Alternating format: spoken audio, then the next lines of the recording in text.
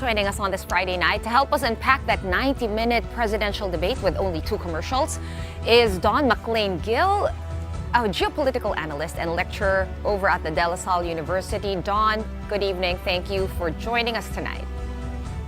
Hi, thank you so much for having me. It's your pleasure. Okay, so obviously we wanted to get your thoughts on that debate in terms of both the format, the way they moderated it and turned off the microphones when it's not the speaker's turn, as well as, of course, the performances of both Biden and Trump. What did you make of it? Well, generally, there were concerns over the performance level of President Biden and, of course, former President Trump's consistent dodging of questions and giving misinformed answers, making it seem like 2 extremes in 2 different categories, right? So on one hand, you have President Biden not showing up in peak condition, and despite making some important points during the debate, these were all outweighed by the level of delivery. But on the other hand, you have former President Trump, who was, taking every opportunity to demean the current president to his advantage, but not really being able to answer the questions directly. So, there were also concerns over the latter's use of generalized statements that are not really necessarily backed by facts. So, for instance, when talking about completely cutting off any country's economic relationship with Iran, China continued to engage in commercial relations with Tehran. So, that's one point. So, of course, this was to the disappointment of many American voters, who have voiced their concerns on social media. However, a relatively equal concern has been, is being heard from the international community as well. Okay, Don, let me read to you some headlines after that debate. For CNN, it was a disastrous debate for Biden, disastrous for the Democratic Party, for the re-election, and throws that re-election bid into crisis. For The Guardian, they say that Biden struggled to land his lines as Trump lies. Al Jazeera says Biden falls flat versus Trump. The Forbes says Biden loses train of thought and corrects himself repeatedly. ABC says Biden's biggest weakness is age on full display. Just taking a look at the poll, it seems that Trump won this one. An instant poll tells that the audience voted for Trump. 67% went to him, 33% to Biden. Do you think they got this correct, that Trump won this round? Well, Gretchen, at the end of the day, optics matter a lot, especially in these forms of engagements, right? So there were already concerns over the ability of the current president to deliver. Given, of course, a number of issues that were witnessed throughout the last 4 years regarding his level of delivery. But of course, the main point here was that most of the discussions were really rerouted into the competition between both candidates at the individual level, and thus a lack of substance in actually addressing pressing issues such as in foreign policy, for example, were overlooked. But of course, former President Trump was able to redirect the attention towards his ability to, his sharpness and his ability to sort of outweigh the delivery of the current president. So I think that made a huge difference when we look into public opinion, about this, to the point where even some analysts in other countries, such as in Japan, are actually anticipating that, all right, so we have to prepare for another Trump administration this time. So, what does that mean, though? A lot, as I mentioned. Right. But, Don, the question is, we all know that based on the polls, Trump did win that first debate with Biden. But the real question is, given the U.S. electoral system, which is not 1:1, as we know, they have the whole electoral college set up, will winning this debate or more debates moving forward, will these actually translate into votes? Well, so far, we could definitely say that, within the Democratic Party itself, there are also concerns, and there have been concerns whether, they are treading in the right path, especially after this particular debate. But I think that this is nothing of a game changer in this regard. I've had a chance to engage with colleagues in the U.S. as well and talking about local politics. But they still believe, that there's also that fine line between the two candidates. But of course, based on this particular debate, we can clearly see that this was heavily in favor of the former President Trump. Bearing, of course, the idea of substance and the facts. There was a no fact-checking rule, I think, in this particular debate, so that diluted the importance of such a dimension. But this has definitely stirred a lot of conversation among policymakers and political circles as well. Don, how do you think did former President Trump do on when he was asked about his conviction? Well, he tried to dodge it a couple of times, and he tried to reroute it into other issues as well. And I think that this was pretty much consistent throughout the whole conversation, where most of the questions have been dodged and relocated towards perhaps the promotion of his campaign. It has been sort of a campaign rallying cry as well, and there were a couple of times when it was redirected towards immigration. So we could definitely see that there was this recognition of the challenge of that question, but of course there was more willingness to redirect it away from the question itself. I do remember that he questioned the integrity of the judges in one of the cases that he was convicted at, saying that they were democratic and in fact donations poured in to his campaign. How does the U.S. Electorate usually deal with convicted politicians, for one? Like we know in the Philippines, minsan napapalagpas yung mga ganon eh. How about with the U.S. voting population? Do these things affect them, or is there such a thing as a sympathy vote? Add to Gretchen, Don, we do know that, of course, Trump is the first former president to have been convicted. So do we have any precedent as to how the American people would perceive a conviction? Well, clearly, if you look into public opinion surveys all around the United States, these cases loom large in the consciousness of the people, of course. But there's also that equal concern of whether the current president is stable enough to continue leading. And of course, with just two options, it's quite difficult as well for the people to decide. And given, of course, the limitations as well. So it's not to say that these cases have not catalyzed a challenge for former President Trump. But on some occasions, we could see that such cases have in fact amplified and promoted the position of former President Trump. In such opinion polls. So we could definitely see that given the two options, of course, and the ability of the former president to still run. And in fact, there was this interesting point that was asked to him during the debate, was that former President Trump was talking about getting back at his political rivals, and he was asked to clarify what he actually meant, especially since his biggest political rival was standing next to him. But of course, he tried to deflect that situation as well by stating that, oh no, what I meant by that was my main point of retribution was, of course, again, going back to the campaign slogan, making America great again. Don, did you expect President Joe Biden to perform this poorly? Safe to say he did perform poorly based on feedback from the audiences and what we saw earlier today. But did you expect that? What do you think went on in his camp? Well, I mean, objectively speaking, I was quite interested with the fact that a lot of, media reports were acting as if, it was not, it was something new. And I think that if we try to look into the manner in which the president has spoken throughout the years, and there were concerns, there were flags that were being raised towards the ability of the current president to continue, with a significant level of intensity. So in that regard, I don't think that it was something relatively new, to the point where some newspapers were trying to make out of it. If we looked into the past few years, we could definitely say that such a concern was already raised much earlier on. You're right. That's how Sleepy Joe came about. All these memes with Biden on it. Let me ask. Unfortunately, yeah. Unfortunately, right.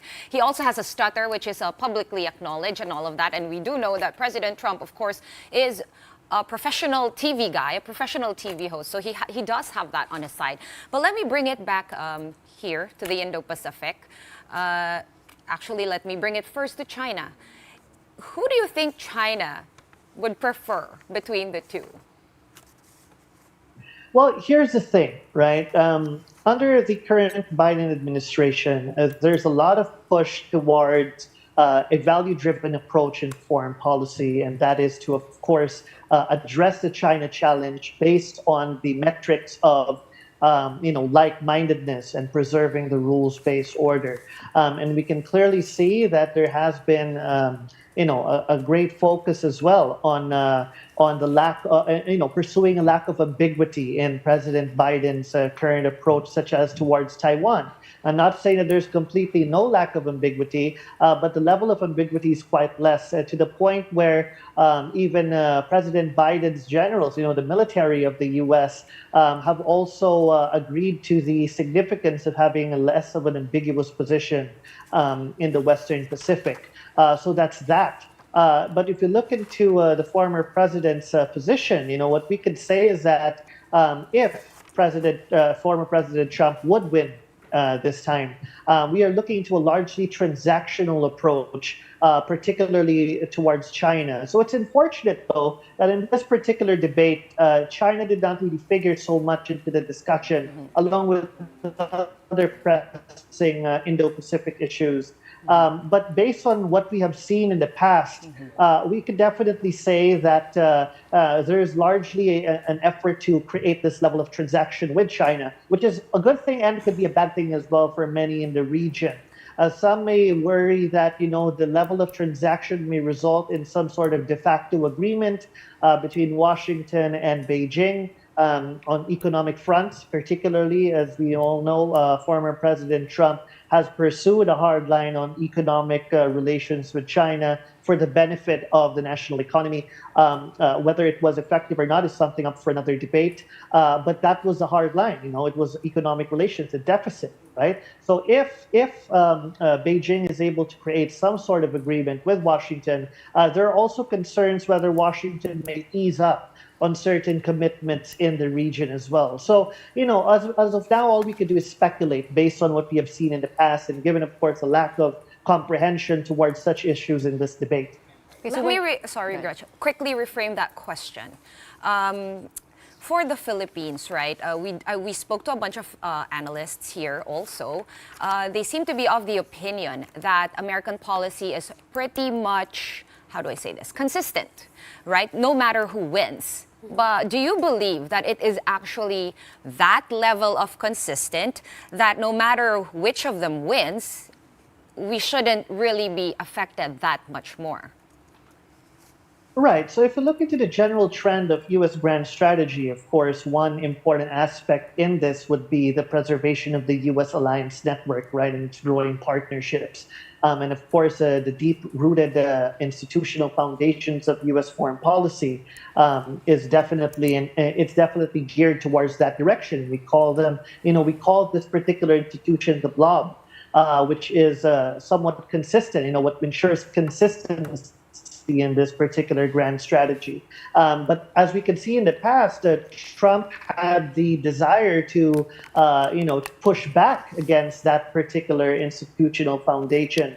But of course, with certain limitations as well. Now, as for the Philippines, what we could expect that, under the, previous Trump administration, we should also recognize that Washington overtly rejected nearly all the claims of China in the greater South China Sea, to the point that the U.S. Indo-Pacific strategy, that time took a more confrontational position against Beijing. And in fact, the former Secretary of State, Mike Pompeo, was the one, who clarified on the geographic scope of the MDT, which was not done even under former President Obama, right? However, being a transactional leader, there are concerns that Trump may abandon, as I mentioned, key areas of commitment, and he would expect more from his partners, right? More from allies. And this is why Japan is also now considering the need to institutionalize partnerships further, if Trump does win. And, in order to lessen political shifts, right? Despite the continuity in the alliance. And, we have to also remember, lastly, I'll just make a quick point. Former President Trump was was the head 4 years ago, or rather a little bit more than that. We were under the administration of former President Rodrigo Duterte, and despite the outreach of Washington, we sort of gave the cold shoulder to the U.S. So it is not safe to, it's not right to say that we were, that we were maximizing our relationship with the U.S. then. So, but under President Marcos Jr., there's more initiative, the willingness for Manila to take up a greater role in the region. And this is something that I believe works well under a Trump administration. So in that regard, if the other camp wins, then we are likely to see continuity at the very least. But under a President Trump 2.0, with what we are doing, taking the initiative, engaging with more agency in the region, this is important. And this may be supplementary to that. But one last point, though, I'm sorry, this is very important as well, that we have to understand that the economic relationship may, of course, be challenged in some degree. What we were banking on as friend shoring, for example, rerouting U.S. investments towards friendly countries, would likely change under Trump, who focuses more on profit-based economic engagement. So this is an opportunity for us to cement our domestic investment climate in the Philippines to benefit more from that regard. Don, former President Trump was blasting on President Biden regarding his military policies. He's saying, we're closer to World War III, and this guy's driving us closer to that. What do you think of those statements, and how will that actually affect, the voters' mindset come November? Well, what former President Trump really banks on is the socioeconomic sentiments of the American people and their disdain for the fact that the United States is spending so much abroad when within the United States there's a lot of there are a lot of economic disruptions taking place, inflation, etc. So that's what the former president was sort of banking on when he was saying that Biden would be leading the U.S. towards a third world war. And his point here was that we need not expand on our resources to that extent. And this was part of the whole transactional idea. That he was saying that under his previous administration, he was able to get European countries to sort of spend more on their defenses. And he said that under the current president, there was this lack of initiative to push allies to spend more, to do more, right? And that would be counterproductive to the American people, right? So that was the line of focus. But on the other hand, President Biden, unfortunately, due to the lack of effective delivery, but he was still stating and making a point for the need for the United States to commit to its alliances and partnerships, right? So for us here in the Philippines, we definitely like that level of commitment, right? So this leaves on questions on how a transactional alliance would be like, if former President Trump comes in again, and especially in this time, he is more aware of the White House politics compared to how it was before. So there's more, there might be more speed in engaging in this regard. But definitely the Philippines is crucial to the United States, whether it's a Trump administration or whether it's a Biden administration. What matters most would be the nitty-gritty details, the degrees of economic and political and defense cooperation. I believe that we have to do more in engaging and negotiating. And I think that what we have now is, is somewhat, I'm somewhat confident that we will be able to, address this political shift if it does happen. Okay, Don, let's go to one of the things they argued about, which was abortion. We do know that President Biden cited Roe v. Wade, where abortion, they believe that it should the Constitution should protect fundamental rights to privacy, and that abortion is part of the civil rights of Americans, while Trump was against it, citing that he does have exceptions for rape, incest, and the life of the mother. Knowing that the Philippines is quite conservative, it's a quite conservative country. What do you think? Who do you think do Filipino voters in the United States prefer? Do you have a pulse on that? Well, initially, my main area of focus would be foreign policy. But, if we look into this, of course, this is in fact a touchy subject, especially with what you have just said, emotional, religious sentiments, together. But, based on my outlook, there are a lot of Filipino Americans who are actually very much supportive of the Republicans as well. So, this is something that we also need to take into consideration. So, the support would be multidimensional. So this may be, and it's all about the cost and balance, the cost and balance ratio, of whether they are able to sort of, they're able to sort of sideline particular interests as individual voters in exchange for more, more benefits promised by a particular leader. So, but definitely this would factor into the calculations of many. As similar to Filipino Americans, Indian Americans. I think that we come from, these communities are very much rooted in religious sentiment as well. But still, there are a lot more factors to be considered in voting. But definitely, this would be one of them. So it's all about managing the expectations and sort of, balancing, balancing the costs. And making trade-offs, right? So trading off is definitely a huge part of the debates as to who you should choose to be the next president.